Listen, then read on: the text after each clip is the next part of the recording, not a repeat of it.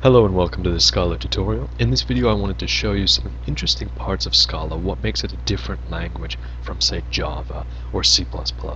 So for those unfamiliar with programming, basically the de facto languages of the industry are what are called object-oriented imperative languages. Now, object-oriented, all that means is that it incorporates these ideas of sort of objects and classes, right? And we're not going to really get into object-oriented programming, but it's a way of modeling sort of data structures in terms of the everyday objects that we see around us, right? So instead of thinking about a data structure as just kind of a, well, anyway, there are any number of ways you can think about a data structure, but when you talk about object-oriented programming, you're talking about basically thinking about objects and what they do and what kind of attributes they have. It's a very interesting way of actually modeling data structures, and it turns out to be exactly how Scala models its data structure. So Scala is actually object-oriented. It is not, however, imperative, and that's what we're going to get into in this video, is what does it mean to be functional, which is what Scala is, and how does that differ from imperative. Now, if you've already programmed, you've probably programmed in an imperative language. In fact, most people will have exclusively, even if they've had an entire career in programming, most people will have exclusively programmed in imperative languages like C, C++, Java. The list goes on, right? The vast majority of languages, programming languages, are in fact imperative languages. And what that means is that the way that they model computation is by sort of using variables and mutations of those variables, so basically state and mutation of state, to model process, right? And they use statements, procedures, right? These ideas that, if you've programmed before, you're going to be so familiar with. They use these ideas to really model computation like a recipe, right? Basically, you have your steps, one step follows the previous step, and after all the steps, the changes, to state, the side effects, like printing to the screen will have all happened, and the process, the computation will be finished. In functional programming, which is what Scala allows you to do, instead of thinking about computation as mutations of state, instead you think about it more as the application of functions, which sounds strange. It sounds like it shouldn't work, but it does. Now, Scala is not a purely functional language, so purely functional languages are kind of the more mathematical programming languages. They're much stricter. The ways in which you actually create side effects are very, very closely managed. That is not the case in Scala. Scala allows you to, wherever you want, side effect, and so it's kind of a balance between an imperative language and a functional language. It makes some compromises to make itself a little bit more simple, a lot more approachable. So even if you haven't seen a functional language before, you might actually see a lot in Scala that looks familiar to, for example, Java or C++, just because it is kind of this hybrid between the two. In fact, Scala even has a lot of facilities to allow you to actually write purely imperative code. So it has variables like you're used to in C or C++. It has, mutation of state and objects. So basically, you can write your Java programs in Scala. Syntax is a little bit different, and we'll get into that in this video. But basically, I just wanted to give a little bit of an overview of what the language looks like. What are some of the things you can do with it? What are some of the things you can't do with it? Right? What are some of the things that you feel like, oh, I should be able to do this, but actually I can't? And just basically sort of give an overview. This is not going to be a super in-depth video, and if you're new to programming, you might be a little bit lost. That's okay. In future tutorials, I'll try and go kind of a little bit more in-depth, start more from first principles, but this is just basically an overview. I'm just going to talk about functional programming and what that looks like in Scala. So I'm going to actually use a what is called an online worksheet. So instead of a traditional kind of text editor and compiler setup, I'm just going to have this online worksheet where I can type expressions in Scala, and have those expressions be evaluated. So let me give you an example of that. If I type println hello world, so basically println is a function, and I'm going to apply to this function a string, the string hello world, and basically this is going to print to the screen, or actually it's going to print to the console the string hello world. If I control enter this, it will actually evaluate this expression, or rather evaluate all the expressions in this worksheet, and you'll see here the output. So you can see this little console window opened up here. It's compiling here with SPT, and then you'll see the output of this expression. Now, to be clear, this is not a valid Scala program. This is a valid Scala expression. This is actually a statement in Scala, but it's not. The whole thing does not constitute a valid Scala program. You couldn't write this in text editor and compile it. The reason that we're able to do that here is that it's actually handling kind of the, I guess you might say the background work for us. So we can just write some code, have it work, and we don't have to worry about kind of all that setup.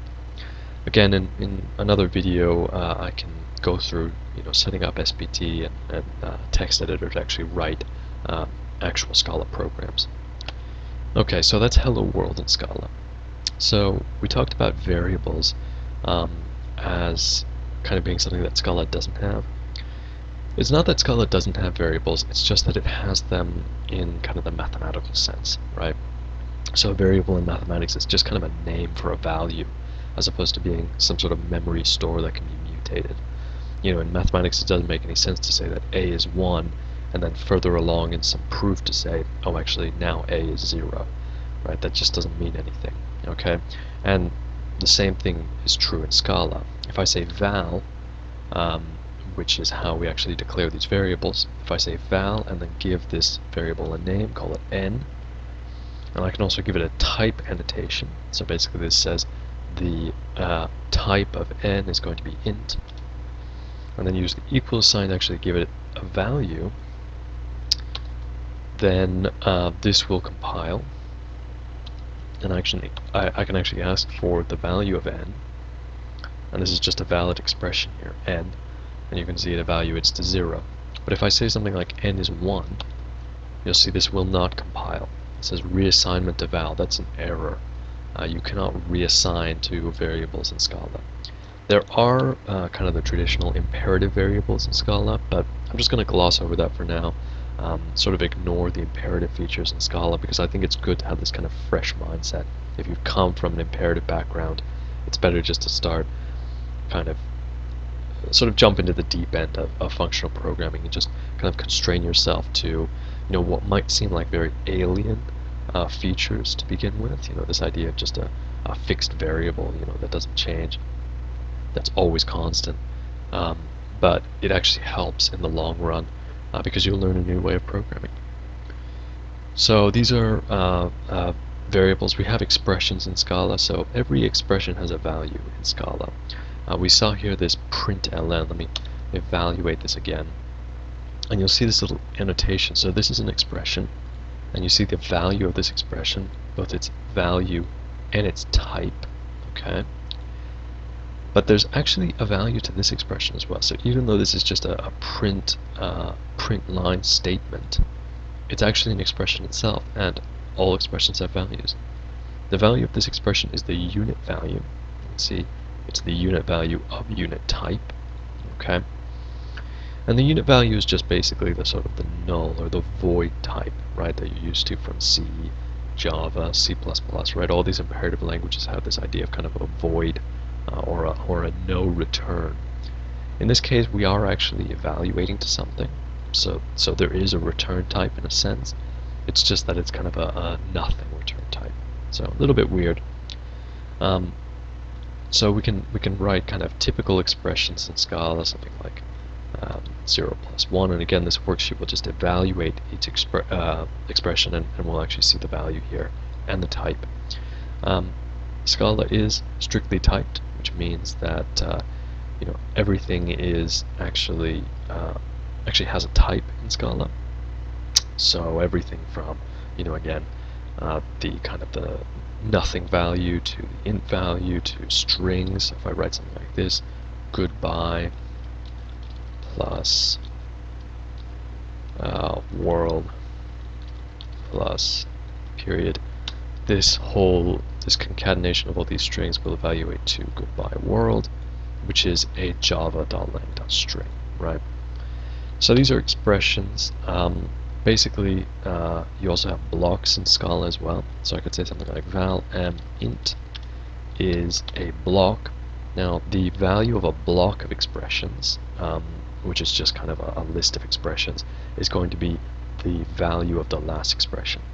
So I could write something like, 1 plus 2, and then 0 plus 1, and m will actually be, it's giving a warning here, but this is not strictly wrong. So you can see that m is actually the value of this last expression here.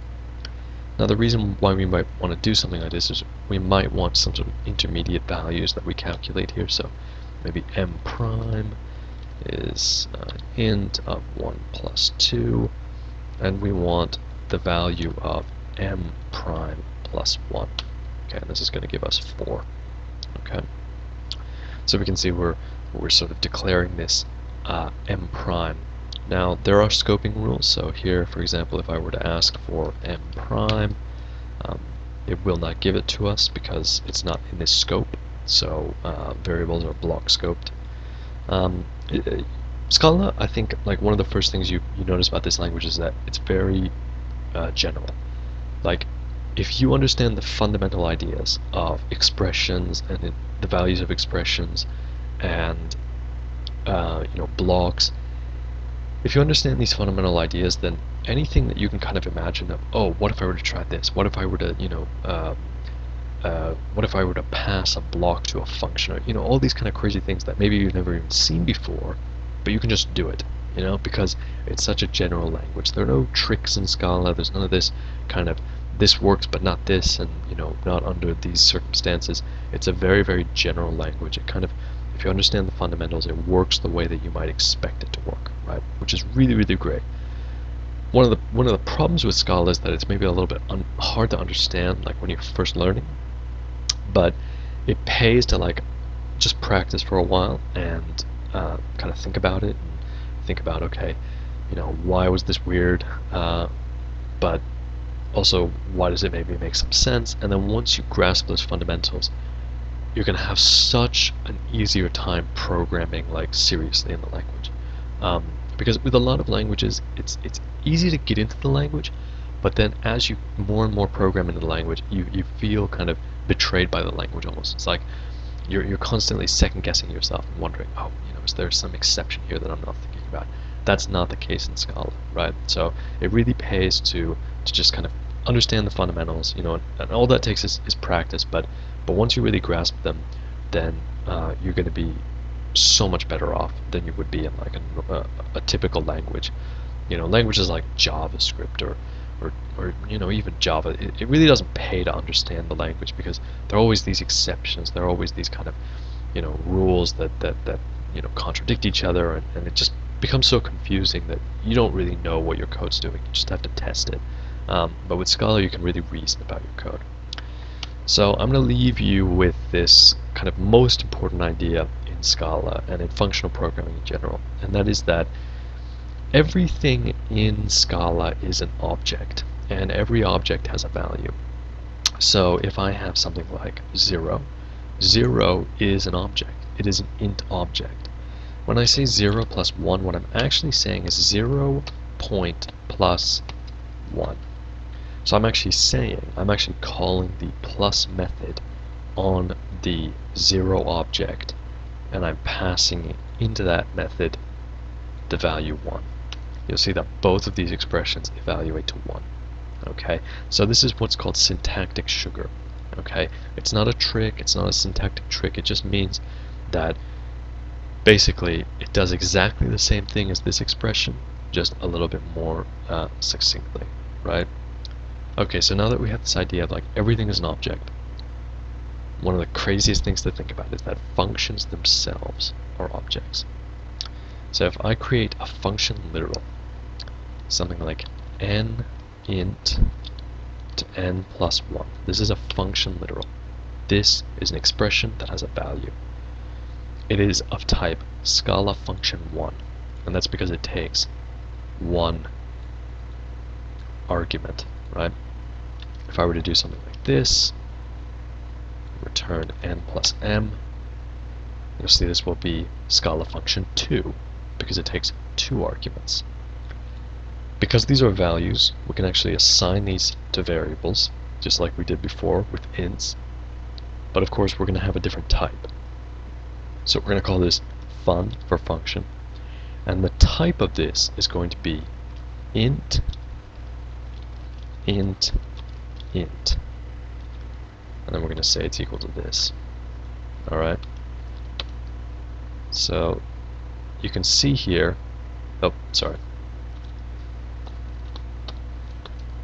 that we have the type of this function is int int, so it takes 2 ints and it returns an int, right? You could actually make this a more descriptive name, call it sum. So this sums 2 values, n and m, 2 ints specifically, and returns their sum, right? So I can call this, I can say, okay, 0, 1. I can evaluate this, and you'll see I get 1. Okay. Now, the other thing you can do in Scala is actually you can have deferred values. So basically, if I had something like this, okay, so let me clear these annotations. Sorry, clear these annotations. So if I had something like this, call this printed. It's a unit value. Print ln. Okay. And then we have printed prime, which is also a unit value. But we're going to use a different keyword here. We're going to use def. Okay. If I evaluate this, and let me get rid of this first, println, just to show you. Okay. So basically, what it's doing here, if you can't tell, is it's actually taking so this variable is of type unit, and its value is the value of this expression, the println expression. So it's running println, okay? It's outputting hello world to the console, and this expression, once it's evaluated and once it's printed to the console, evaluates to unit, which then becomes the value of this expression. So this becomes, the value of this expression becomes this, right? So if I were to ask for printed, that's exactly what I would get, is just the unit type, right? Now, printed prime, you can see, is not actually printing hello world. Otherwise, we'd see hello world twice. And the reason is that it's defined with def, and def basically means deferred. So it's deferring this computation until we actually ask for it, until we actually use printed prime somewhere. Okay, for example here. And then, once we use printed prime, it'll output hello world, and we get the value. So every time we actually ask for it, it's going to actually evaluate this hello world. I just realized that I completely misspelled hello world. So that's the idea of a def. Now we can use def for functions, and in fact that's the typical way to do it, because we don't actually want to evaluate this function until we need to use it, right? So this is one way of writing functions. I'll leave you with one last way of writing functions, which is kind of more typical, but I think it's good to understand this one first, because again, this is this fundamental idea in functional programming, is functions are themselves values, right? This is a value, and we saw that. It's a value, it's got a type, Scala function 2, just like this is an expression that has a value of type int, right? They are one and the same. There's no difference. There's no special case here. There's no kind of, it's no trick of the syntax. This really is a function value. It can be returned from functions. It can be passed to functions. Anything that you can do with a usual value, the kind of values you're used to, strings, ints, you can do with functions. This is the most fundamental idea in functional programming. But I will leave you with one last thing, which is, of course, the kind of the more traditional syntax, which just looks like this. Okay, so it's the argument list, n, m, and then the return type in a more kind of traditional way where you've got the arguments in round brackets and you've got the return type, um, just like you have a return type, not a return type explicitly, but sort of the value of the function right there. So this is the more kind of traditional way, and if you're used to more imperative languages, this is sort of more typical. Alright, that's it. I hope you enjoyed, and of course, I suggest that you go and look at the Scala website and try and figure out, sort of how you can use Scala yourself for your own projects. I suggest just kind of playing around with it at first, trying different things. Um, but it's a very powerful language. It runs on the JVM just like Java, so it's actually great for kind of more, enterprise level workloads. It's not just a kind of a toy language, um, like you might think. All right, thanks for watching.